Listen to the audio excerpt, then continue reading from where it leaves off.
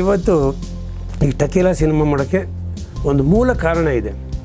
ಅದೇನೆಂದರೆ, ನಾನು ಕೆಲವಾರು ವರ್ಷಗಳ ಹಿಂದೆ ಒಂದು ಹೆಣ್ಣು ನನ್ನ ಹತ್ರ ಬಂದರು.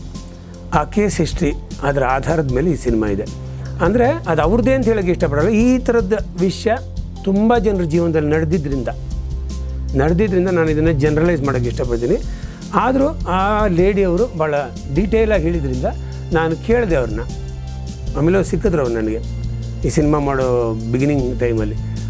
ನಿಮ್ಮದೊಂದು ಅನುಭವ ಹೇಳ್ತೀರಾ, ಹೇಗಾಯಿತು ಏನಾಯಿತು ಅಂತ, ನಿಮ್ಮ ಫೇಸೆಲ್ಲ ಬ್ಲರ್ ಮಾಡಿ ತೋರಿಸೋಣ ಅಂದೆ. ಇಲ್ಲ ಸರ್, ಈಗೆಲ್ಲ ಮುಗಿಸಿ ನಾನು ಇನ್ನೊಂದು ಮದುವೆಯಾಗಿ ಹಿಂಗಿದ್ದೀನಿ, ಬೇಡ ಅಂತಂದರು. ಅದರಿಂದ ನಾನು ಜನರಲಾಗಿ ಹೇಳ್ತೀನಿ. ಈ ಒಂದು ಕೇಸ್ ಹಿಸ್ಟ್ರಿಯ ಆಧಾರದ ಮೇಲೆ ಮಾಡಿರೋದು. ಈ ಸಿನಿಮಾದಲ್ಲಿ ಏನಂದರೆ, ಪ್ರತಿಯೊಬ್ಬರು ನನ್ನ ಜೀವನದಲ್ಲೂ ಇದೇ ಥರ ಏನೋ ಒಂದು ಆಗಿತ್ತಲ್ಲ ಅನ್ನೋವಂಥ ಭಾವನೆ ಬಂದೇ ಬರುತ್ತೆ. ಆ ಥರದ್ದು ಒಂದು ಸಿನಿಮಾ ಟಕೀಲಾ.